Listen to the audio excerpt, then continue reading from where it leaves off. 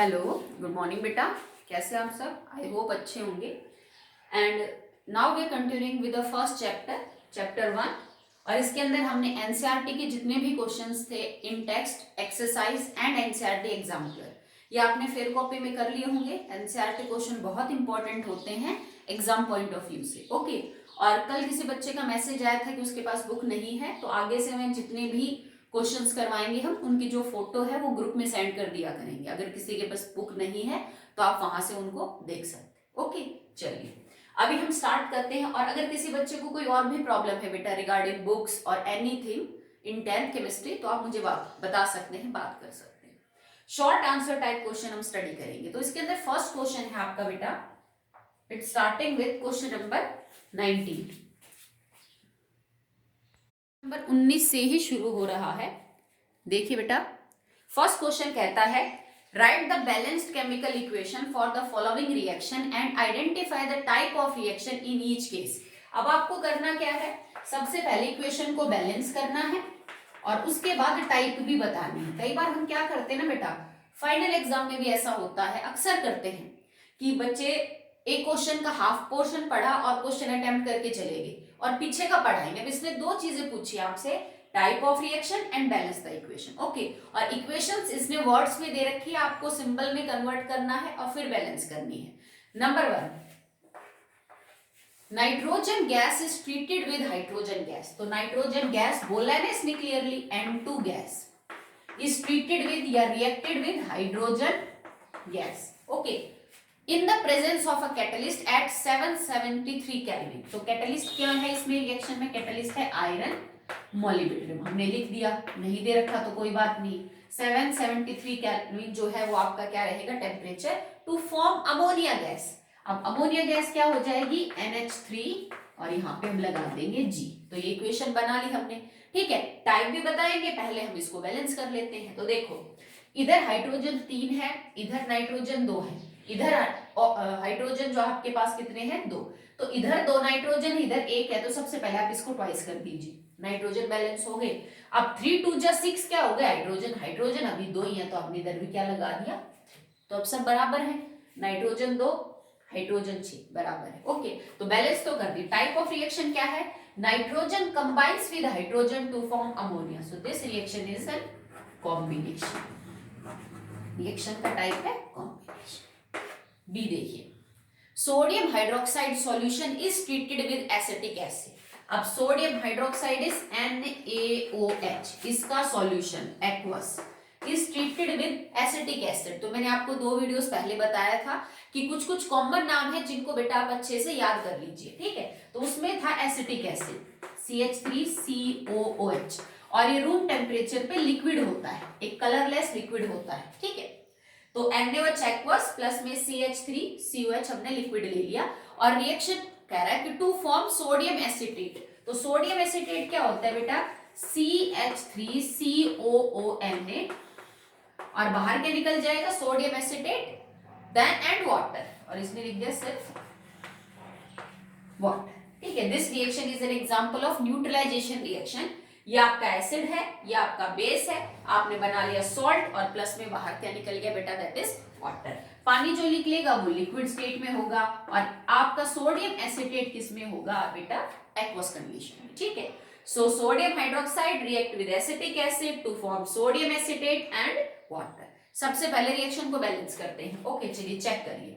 इधर हाइड्रोजन कितने हैं? 3 और 2 5 है, इधर आपके पास है 3 4 5, ये तो बैलेंस हाइड्रोजन। तो ऑक्सीजन इधर 1 2 3 है, 1 2 3 है, ऑलरेडी बैलेंस ऑक्सीजन भी। सोडियम इधर 1 है, सोडियम इधर भी 1 है, कार्बन इधर 1 है, कार्बन इधर भी 1 है। I think this is balance. ये रिएक्शन तो बैलेंस है, इसमें तो कुछ करने की जरूरत ही नहीं पड़ी। यहां से हमने H पॉजिटिव ले लिया और यहां से हमने OH नेगेटिव ले लिया, दोनों ने मिलकर एक वाटर बना लिया। सो this reaction is already balance. ठीक है, अब रिएक्शन में आपसे टाइप पूछे तो मैंने एक तो अभी तो बोल ही दिया आपको, न्यूट्रलाइजेशन रिएक्शन। अगर आपको मेनी टाइप लिखनी है तो न्यूट्रलाइजेशन किसका टाइप होता है? डबल डिस्प्लेसमेंट का। तो इसमें दोनों लिख सकते हो आप, it is a neutralization reaction और अ डबल डिस्प्लेसमेंट रिएक्शन। ठीक, चलिए सी है, ethanol is bond with ethanoic acid. Ethanol क्या है बेटा, इट इज C2H5OH, इसको हम बोलते हैं इथेनॉल, लिक्विड कंडीशन में होता है, ये भी एक कलरलेस लिक्विड होता है, बिल्कुल पानी जैसा दिखता है, is bound with ethanoic acid. अब देखो यहाँ पे इसने इसको बोला एसिटिक एसिड, तो एसिटिक एसिड बोल दो या इसको इथेनोइक एसिड बोल दो, एक ही बात होती है, दोनों एक ही एसिड के नाम है। तो react with ethanoic acid CH3COH, और ये भी लिक्विड स्टेट में है, to form ethyl acetate in the presence of concentrated H2SO4। But एक चीज इसने मिसिंग करी है, वाटर नहीं लिखा है, आप इसको ऐड कर लीजिएगा। Ethanol is bond with ethanoic acid to form ethyl acetate in the presence of concentrated H2SO4। इस रिएक्शन में वाटर भी बाहर निकलेगा, अगर आप वाटर नहीं निकालेंगे तो आपकी बैलेंसिंग गलत है, तो आप उसको ना ऐड कर लीजिएगा कि वाटर भी साथ निकलेगा। टू फॉर्म, तो वाटर मैं पहले लिख देती हूँ, और इथाइल एसीटेट का फॉर्मूला होगा CH3COO C2H5, ये आपका क्या बाहर निकल जाएगा, इथाइल एसीटेट। ठीक है, लिक्विड ही लिख दीजिए आप, ये भी लिक्विड रहेगा, ये भी लिक्विड रहेगा, बट एक्वस भी लिख सकते हो, नो प्रॉब्लम, क्योंकि पानी के साथ ही रहेगा। ठीक है, तो liquid react to form this, ये रिएक्शन में सब कुछ आपको लिक्विड कंडीशन में ही मिलेगा, पानी जरूर बाहर निकलेगा इस रिएक्शन में। ठीक है, अब हम इसको बैलेंस करते हैं। देखो कार्बन कितने इधर, 2 और 1 3, कार्बन कितने हैं, 2 और 1 3, ऑलरेडी बैलेंस है। ऑक्सीजन 1 2 3, ऑक्सीजन 1 2 3, ऑलरेडी बैलेंस है। हाइड्रोजन 5 और 1 6 7 8 9 10, 3 5 और 3 8 9 10, तो ये रिएक्शन तो ऑलरेडी बैलेंस है। ठीक है, तो रिएक्शन इज ऑलरेडी बैलेंस्ड, और ये रिएक्शन एग्जांपल है double displacement. This reaction is an example of double displacement reaction, क्योंकि ये कॉम्बिनेशन नहीं है, ये डिकम्पोजिशन नहीं हो रहा। ठीक है, इसमें रिडॉक्स रिएक्शन जैसा भी कुछ भी नहीं होगा, it is a double displacement reaction. ये वैसे आप इसको फोर्थ चैप्टर में पढ़ेंगे, केमिस्ट्री में ही 4th चैप्टर में, 11th में, 12th में बार बार ये रिएक्शन आएगी, तो अब आपको आराम से क्लियर हो जाएगा कि इस रिएक्शन में डबल डिस्प्लेसमेंट किसका हो रहा है। ठीक है, now this ethene is burnt in the presence of oxygen. अब देखो बेटे, जो नए नए वर्ड ये यूज कर रहा है ना, घबराने की जरूरत नहीं है। देखो फर्स्ट चैप्टर में कभी भी इथीन नहीं आया, फर्स्ट चैप्टर में इथेनॉल नहीं आया। अब आप कहोगे मैडम ये चीज तो हमने पढ़ी नहीं है, ये वही वर्ड्स है, ये वही फॉर्मूले हैं जो यूज कर रहा है, जो आपको पढ़ने हैं। तो इस चैप्टर में नहीं सही तो थर्ड में पढ़ लेंगे, थर्ड में नहीं तो फोर्थ में पढ़ लेंगे, तो ये चीज आपके फेमिलियर हो जाएगी, आपको समझ आ जाएगा कि इथीन क्या होता है, इथाइल एसीटेट क्या होता है, जब आप केमिस्ट्री को आगे पढ़ेंगे। तो पैनिक नहीं करना है कि हमें तो नहीं पता इसके बारे में, ये कहां से आ गई, ये अपने ही सिलेबस का पार्ट है। ठीक है, तो सबसे पहले लिखा इथीन, इथीन होता है CH2 2 बॉन्ड CH2, इसको बोलते हैं इथीन। ठीक है, इस burnt in presence of oxygen, हम इसको हवा के प्रेजेंस में जलाते हैं, to form carbon dioxide water and it releases heat and light. तो हमने लिखा CO2 वाटर H2O, और एनर्जी निकल रही है, बट हीट और light is the form of energy. अब इसको बैलेंस करने के लिए तो एनर्जी को लिखना जरूरी है नहीं कि किस फॉर्म में निकल रही है। अब आप चेक करिए, 2 कार्बन है इधर, कार्बन कितने हैं 1, तो सबसे पहले हमने कार्बन वाले के साथ कर दिया 2, ये ऑलरेडी बैलेंस थी बेटा, ये वाली दोनों इक्वेशन। हाइड्रोजन 2 और 2 4, हाइड्रोजन इधर 2 है, मैंने इसको भी बैलेंस कर दिया, hydrogen balance carbon balance. Oxygen की बात करिए, ऑक्सीजन इधर 2 है, बट इतने कितने हो गए, 2 दूनी 4 और 2 6, तो मुझे इसके आगे नंबर क्या लगाना पड़ेगा 3, तो आपकी रिएक्शन क्या है, बैलेंस है। अब इस रिएक्शन में कोई टाइप पूछे तो ये रिएक्शन में कई चीजें देखने को मिल रही है। एक तो इसमें एनर्जी बाहर की तरफ निकल रही है, तो मैं इसको एक्सोथर्मिक बोल सकती हूँ, this reaction is also known as exothermic reaction. Second, ये रिएक्शन रिडॉक्स भी है। क्यों रिडॉक्स है, क्योंकि देखो ऑक्सीजन यहाँ अपनी एलिमेंटल स्टेट में है तो ये 0 है, पर इसमें और इसमें तो 0 नहीं है, मतलब ऑक्सीजन अपना चार्ज बदल रहा है, तो सीधी सी बात है अगर एक भी एलिमेंट चार्ज बदल रहा है तो रिएक्शन रिडॉक्स है। तो this reaction is also an example of redox. और एक और रिएक्शन है, टाइप होती है, आप आगे पढ़ोगे, कंबस्टन। जब कोई चीज हवा की प्रेजेंस में, ऑक्सीजन की प्रेजेंस में जले तो उस रिएक्शन को हम कंबस्टन रिएक्शन बोलते हैं, इसलिए लिखा भी है ना, burned in the presence of oxygen. तो this reaction is also known as combustion reaction. ये उस टाइप में नहीं है बेटा जो हमने अभी पढ़ी, क्योंकि ये कंबस्टन जो टाइप आएगा वो आगे 4th चैप्टर में आएगा कि कार्बन कंपाउंड्स की जो रिएक्शन होती है वो कंबस्टन कब होती है, जब आप उनको ऑक्सीजन की प्रेजेंस पे जलाते हो। ओके, तो बैलेंस कर ली, टाइप ऑफ रिएक्शन कर ली। तो 19th क्वेश्चन तो आपका यहाँ पे जो है बेटा वो खत्म होता है। नेक्स्ट देखिए क्वेश्चन नंबर 20।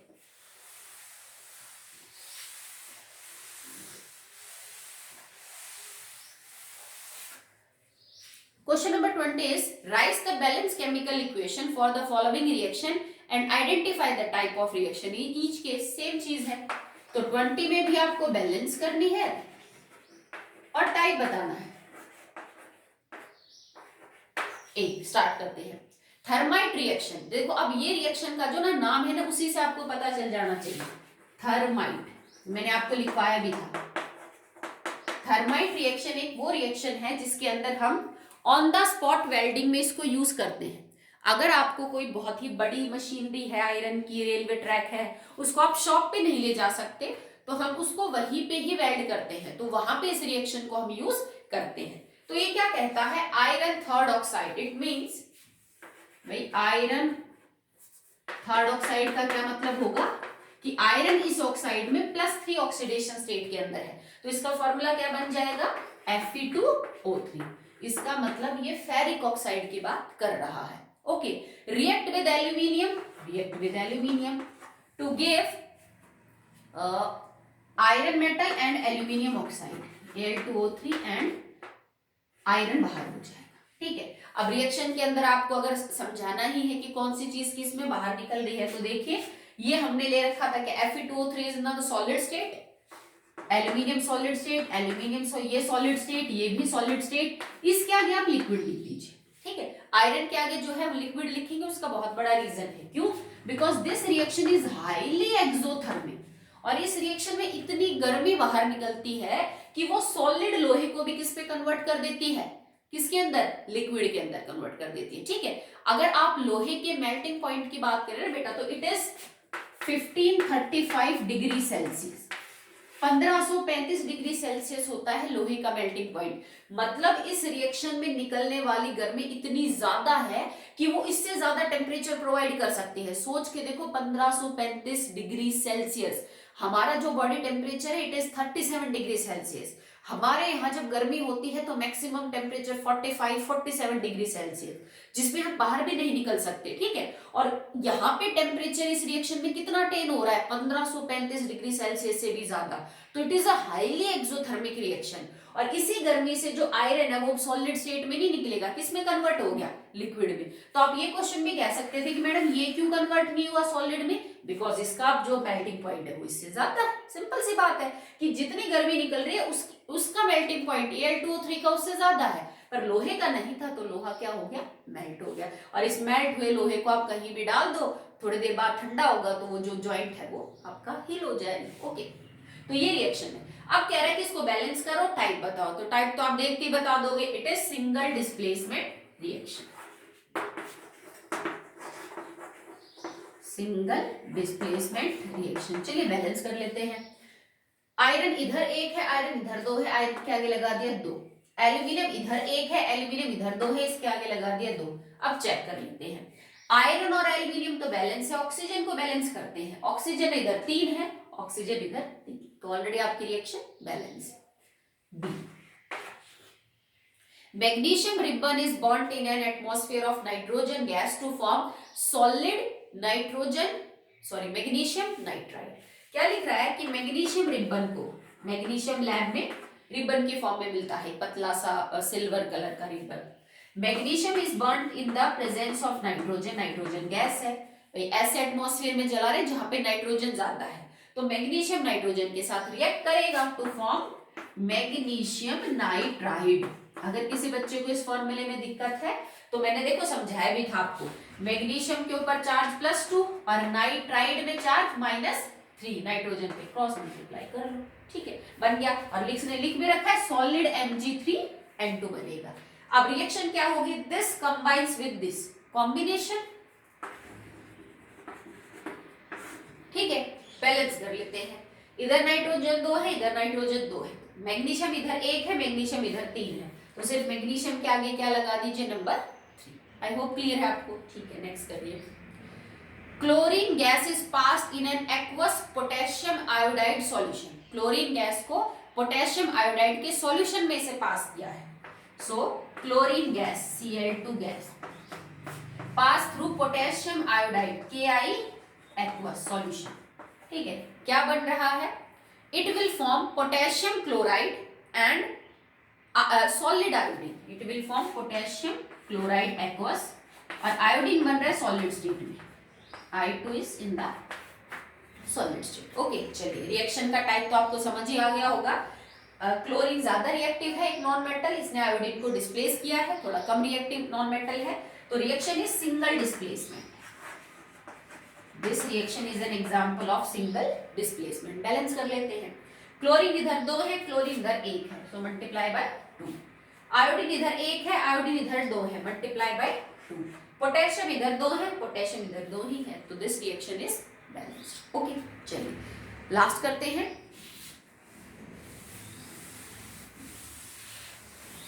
इन क्वेश्चंस को बेटा समझ समझ के करो। अगर आप कॉपी में से सिर्फ उतार लोगे तो बात नहीं बनेगी, जब तक आपको क्लियर नहीं होगा कि कैसे क्या हो रहा है। हर वर्ड जो फॉर्मूला है उसको सिंबल में कन्वर्ट करना सीखो, प्रैक्टिस करो उसकी, तो आपको बहुत आसान लगेगा ये सब। ठीक है, चलिए करते हैं विद द डी। डी है आपका ethanol is burned in air to form carbon dioxide water and releases heat. तो इथेनॉल क्या है बेटा? C2H5OH बर्न्ड इन एयर मतलब ऑक्सीजन की प्रेजेंस में जल रहा है, to form CO2 H2O and lot of heat. तो हीट को मैं एनर्जी E से रिप्रेजेंट कर रही हूँ। ओके, चलिए अब इसमें आपसे जैसे आपको स्टेट मेंशन करवानी है, तो मैंने अभी थोड़ी देर पहले बताया इथेनॉल नॉर्मल कंडीशन पे कलरलेस लिक्विड होता है, रूम कंडीशन पे, तो ये लिक्विड है। O2 क्या होगी?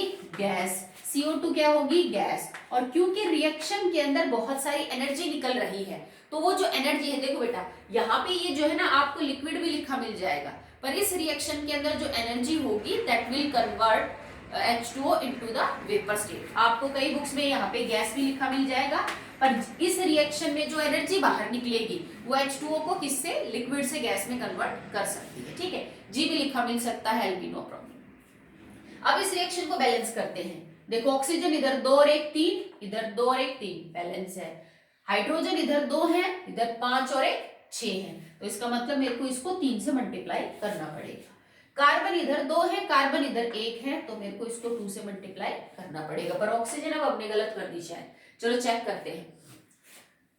ऑक्सीजन हो गई 3 और 2 दूनी 4, मतलब टोटल 7 ऑक्सीजन। ठीक है, अब इधर आप देखोगे तो 2 और 1 3 ही है, मतलब इधर तो 7 ऑक्सीजन है और इधर आपकी ऑक्सीजन कितनी है? 3 है। तो आप किसी ऐसे नंबर के साथ इसको मल्टीप्लाई कीजिए कि आपकी जो रिएक्शन है वो क्या हो जाए बेटा? बैलेंस हो जाए। अब नंबर चेक करके देखते हैं। मान लो मैं इसको 3 से गुणा कर दूं, तो ये क्या हो गया? 3 दूनी 6 और 1 7, और इधर भी कितनी है? 7। कई बार ऐसा भी देखने को मिलेगा बेटा कि आपकी रिएक्शन जो है वो होल नंबर से बैलेंस नहीं हो रही, तो कोई बात नहीं, आप बटे में कोई नंबर मल्टीप्लाई कर सकते हैं, नो प्रॉब्लम। और याद रखिएगा एक बात, जब भी आप बैलेंस करो तो वो नंबर छोटे से छोटा करोगे आप यूज। कई बच्चे क्या गलती करते हैं, जैसे आपने ये लिखा Mg plus O2 gets converted into MgO, और एक बच्चा इसको बैलेंस करके चला गया, ये एक बच्चे ने इसी रिएक्शन को यूं बैलेंस किया।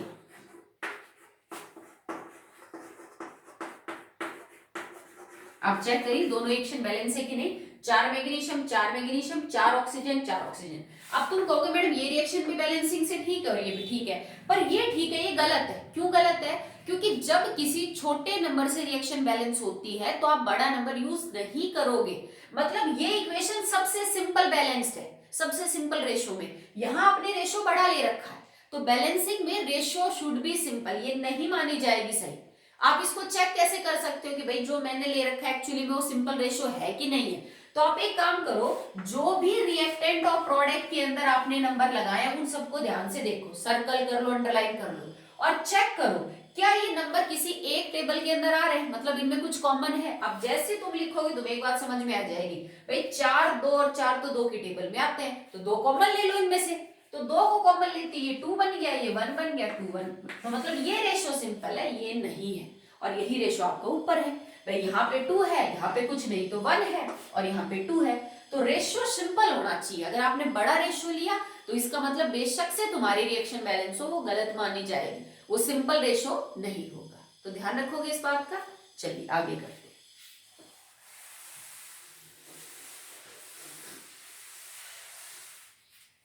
Next is 21st question. इसमें करना क्या है, complete the missing components variables given X and Y in the following reaction. आपको कोई रिएक्शन लिख के दिखा रखी है और उसमें एक्स और वाई लिख रखे हैं, आपको ये बताना है कि एक्स और वाई इस रिएक्शन में क्या हो सकते हैं। ओके, सबसे पहले है लेड नाइट्रेट एक्वस प्लस में KI aqueous 2KI aqueous gets converting into PbI2 और यहाँ x लगा रखा है, मतलब आपको इसकी स्टेट बतानी है, पीछे तो स्टेट ही लिखते हैं, एंड 2KNO3Y 2KNO3Y। अब ये रिएक्शन अगर आपको ध्यान हो ना, तो यहाँ पे हमने क्या किया था बेटा, this reaction is example of double displacement reaction. तो डबल डिस्प्लेसमेंट रिएक्शन में आपको ये बताना है कि x और y मतलब स्टेट क्या है। अगर यही x और y आगे लिखता तो वो नंबर पूछता, ठीक है, पीछे पूछ रहा है तो मतलब स्टेट है। तो इस रिएक्शन में ये रिएक्शन डबल डिस्प्लेसमेंट है और प्रेसिपिटेशन है। इस रिएक्शन में PbI2 के येलो PPT बनते हैं। अब जब PPT बनेंगे तो उसकी स्टेट क्या होगी, सॉलिड, ठीक है, और ये बनता है बेटा इन द एक्वस कंडीशन। तो देखो, अब तुम्हें सिर्फ रिएक्शन ही याद नहीं होनी चाहिए, तुम्हें उनकी स्टेट के बारे में भी पता होना चाहिए। जब मैंने आपको क्लास के अंदर इक्वेशन लिखवाई तो हमने सबकी स्टेट्स लिखी थी कि कौन सॉलिड में बाहर निकल रहा है, कौन लिक्विड में, एस का क्या मतलब है, ए का क्या मतलब होता है, इस लाइन का क्या मतलब होता है, ये गैस के लिए रिप्रेजेंट करते हैं। तो इसमें यही पूछ रहा है कि भाई PbI2 कौन से स्टेट में होगा और जो आपका KNO3 है वो कौन से स्टेट में होगा। तो X is solid and Y is aqueous. Okay, next देखिए, Cu सॉलिड प्लस में AgNO3, अब इसमें नंबर लिखना है आपको जरूरी, aqueous, and next is CuNO3 twice aqueous, CuNO3 twice aqueous plus में Ag, सॉरी मैंने तो लिख दिया, इसने X और यहाँ पे सॉलिड लिख रखा था, ठीक है, तो कोई बात नहीं, ये reaction is single displacement reaction. Copper ज्यादा रिएक्टिव है और सिल्वर कम है, तो कॉपर ने सिल्वर को डिस्प्लेस किया है, तो यहाँ पे जो X बाहर निकलेगा दैट विल बी सिल्वर, ठीक है। तो इसमें एक ही चीज पूछ रखी थी, X आपका क्या हो जाएगा, silver.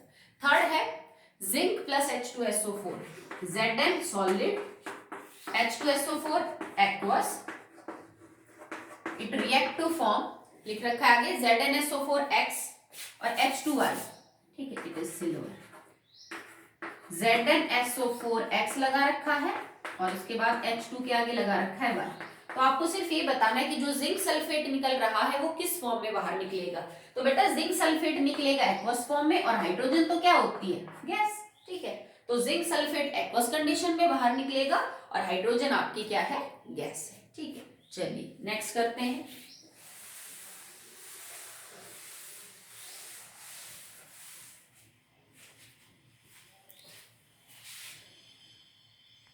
Next question in this 21st question is calcium carbonate solid को एरो के ऊपर X लिखा है, CO सॉलिड बन गया और CO2 गैस।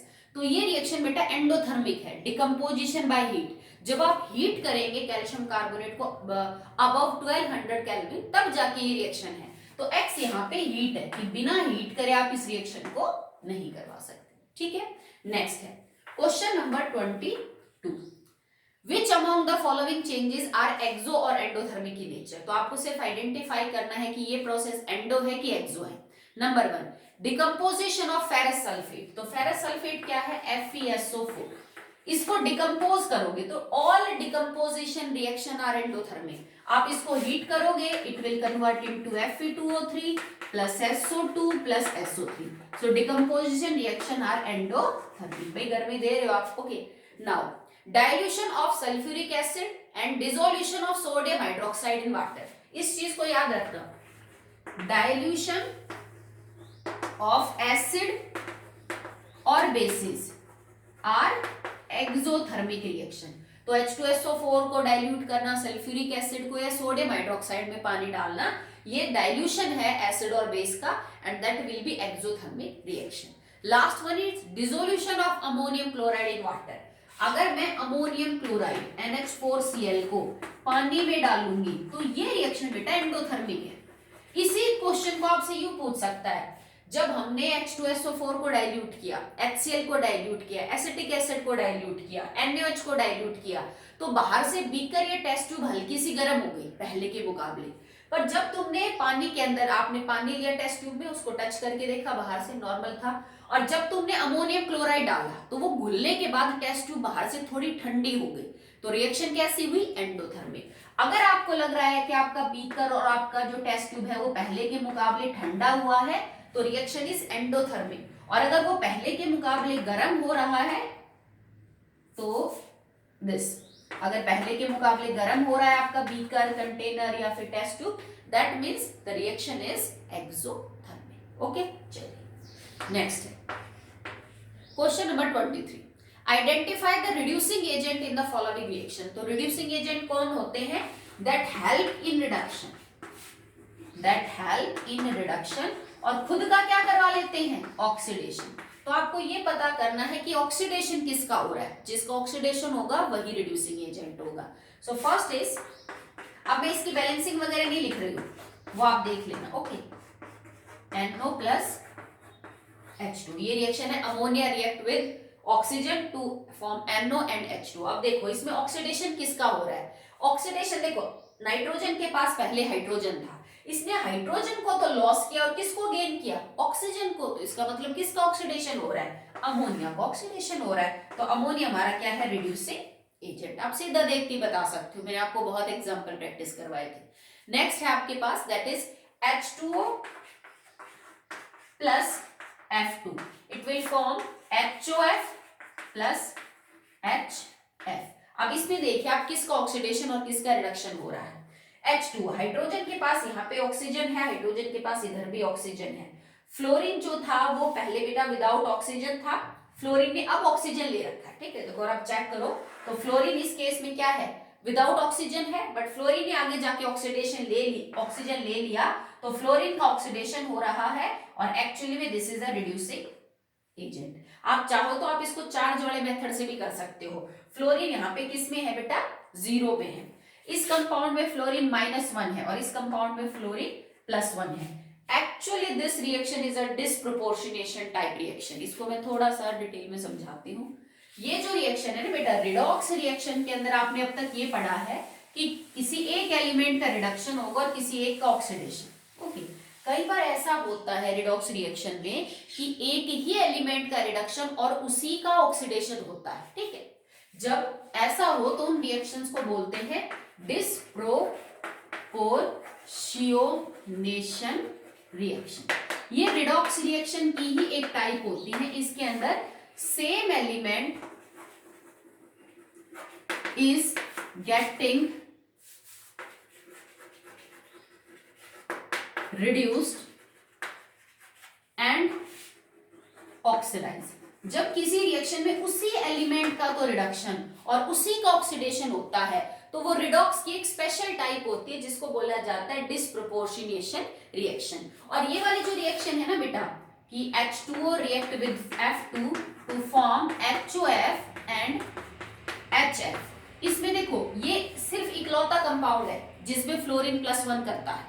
इससे पहले आपने पढ़ा ही नहीं होगा कि फ्लोरीन +1 भी कर सकता है, पर आप इसको याद रखना, आगे की क्लासेस में भी काम आएगा।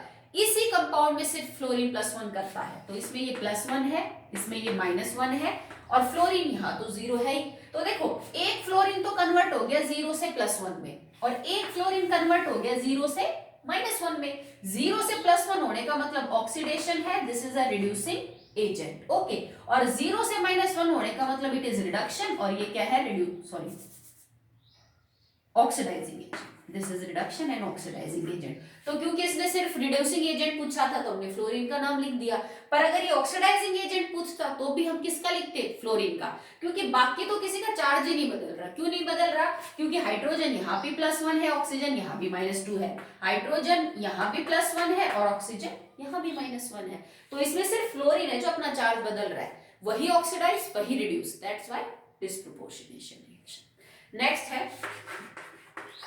Fe2O3 plus CO gets converted into Fe plus में CO2। देखो आयरन ने ऑक्सीजन को लॉस किया है तो उसका तो रिडक्शन हो रहा है, बट कार्बन के पास पहले एक ऑक्सीजन थी अब एक और है तो इसका हुआ है oxidation, that will B a reducing agent. Next है H2 plus O2 gets converted into H2। तो हाइड्रोजन यहाँ 0, ऑक्सीजन यहाँ 0, यहाँ हाइड्रोजन +1, यहाँ ऑक्सीजन -2। तो हाइड्रोजन ने तो किया है लॉस तो इसका तो हो रहा है ऑक्सीडेशन, इसने किया है गेन, इसका रिडक्शन, तो जिसका ऑक्सीडेशन वो रिड्यूसिंग एजेंट। ठीक है, तो फर्स्ट में अमोनिया, सेकंड में फ्लोरीन, थर्ड के अंदर हमने लिखा CO और फोर्थ के अंदर आपका H2 is the reducing agent. Okay,